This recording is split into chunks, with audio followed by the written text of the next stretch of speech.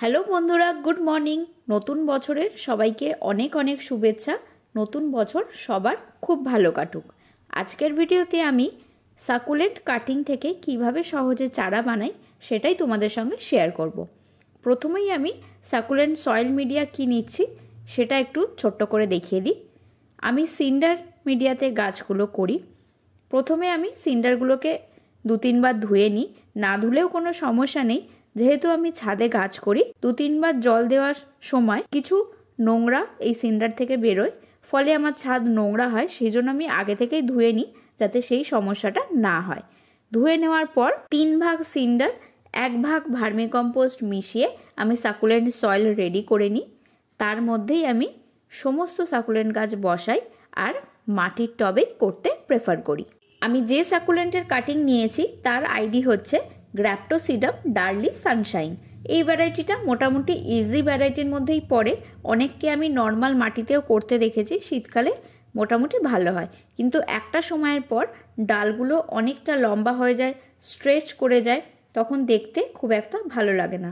তখনই এই ওপরের পোর্শনগুলো ছোট ছোট করে কেটে আবার নতুন করে গাছ তৈরি করে নিতে হয়।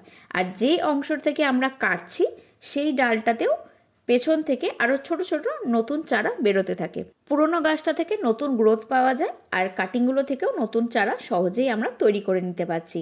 আর গাছ থেকে কাটিংগুলো করার পর 4-5 দিন আমি এমনি শুকনো জায়গায় ফেলে রেখে দিই, তাতে যে অংশটা কাটছি সেটা ড্রাই হয়ে যায়, সেখান থেকে পচন ধরার সম্ভাবনা থাকে না, আর কিছু এরিয়াল রুটসও বেরিয়ে আসে। তারপর আমি এই সিন্ডারে বসিয়ে দিয়ে 4-5 দিন রেখে দেওয়ার পর খুব ভালো করে ভর্তি করে জল দিয়ে দিই। এটা আমি 15 দিন পরের আপডেট দেখাচ্ছি। দেখো, পুরনো যে এরিয়াল রুটসগুলো ছিল, পিঙ্ক রুটস হয় সেগুলো ছাড়াও কিন্তু সাদা আসল রুটসগুলো বেরিয়ে এসেছে, যেগুলো থেকেই খুব সুন্দর রুটস ভরেও যাবে। এবার গাছগুলো এখান থেকেই জল নিতে পারবে, পুষ্টি নিতে পারবে। যখন আমি দেখলাম খুব ভালোভাবে রুটস এসে গেছে, তখন পুরো টবটাকে ডুবিয়ে দিয়ে খুব ভালো করে 10 থেকে 15 সেকেন্ড রেখে জল দিয়ে দিচ্ছি।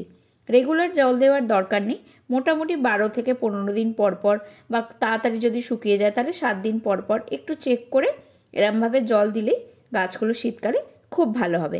তোমরাও এভাবেই সহজে কাটিং থেকে সাকুলেন্ট চারা করতে পারো। একটাই কন্ডিশন মাথায় রাখবে, যে যখন কাটছো সেগুলো যেন খুব ভালোভাবে শুকিয়ে যায়, তারপরেই যেন জল দেওয়া হয়। না হলে কাটার পর সেই জায়গায় জল লাগতে লাগতে পচন ধরে যেতে পারে। এইটা তোমরা মেনটেন করবে। আজকের ভিডিওটা এখানেই শেষ করছি। পরের ভিডিওতে খুব তাড়াতাড়ি দেখা হবে।